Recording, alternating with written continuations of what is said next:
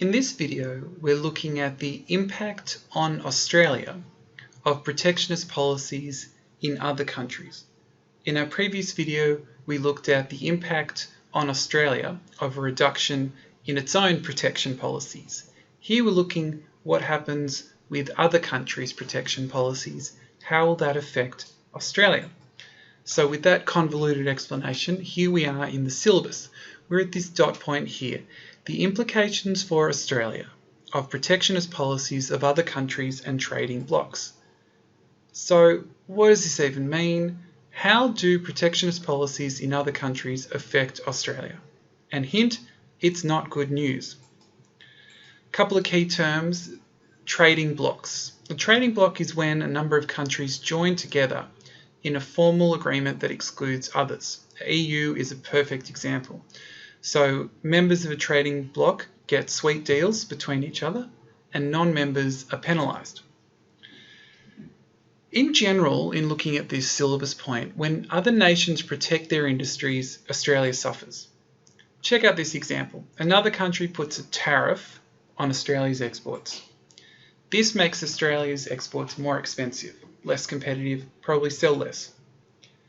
Another example, when another country subsidises its domestic industry, this makes local products cheaper, so that country's own products cheaper, and therefore Australia's exports less competitive. So as a rule, protectionism reduces Australia's export revenue and therefore economic output. What we're going to do is we're going to look at three of Australia's major exports and how protection affects these industries. So agriculture, mining and resources, and services. Let's look at agriculture. Agriculture is heavily protected on world markets. The EU, US, and Japan heavily subsidize their farmers, and they restrict access for agricultural exports into their markets. This is bad news for Australia, as at present around 14% of our exports are agricultural products. And many nations are reluctant to ease protection on agriculture. Many nations produce their own agriculture. There is a lot of national pride or national sensitivity around protecting farmers and agricultural industries as well. And the other point is that global trade organisations, as we'll see in later videos, have struggled to create free trade deals for agriculture. It's very difficult.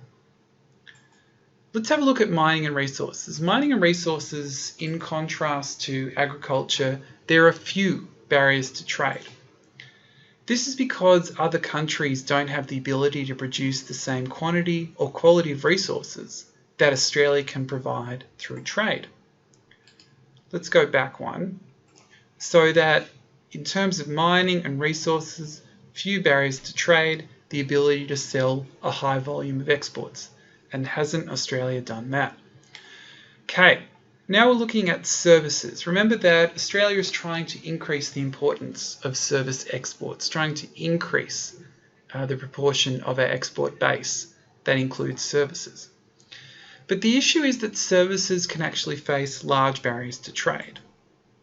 So on the one hand, these barriers can relate to protectionist policies. So there could be foreign government regulations that restrict or ban foreign ownership and entry. There could be government preferences for domestic suppliers in terms of services. And there could be particular licensing laws that make it very difficult for Australia to sell its services exports on global markets. On the other hand, these barriers to trade can also be non-protectionist. They can relate to things like geography, transport, language, cultural factors. So Australia is trying to increase exports in an area that is subject to large barriers to trade, both protectionist and otherwise. So, in summary, global protection policies can hurt Australia's economic activity. This is mainly true in terms of agricultural and services exports. Think about it, protection reduces the ability to sell exports, reduces export revenue, reduce Australia's economic growth. Now, your question stemming from the video here is, describe how the use of subsidies by foreign countries can affect Australia's export income.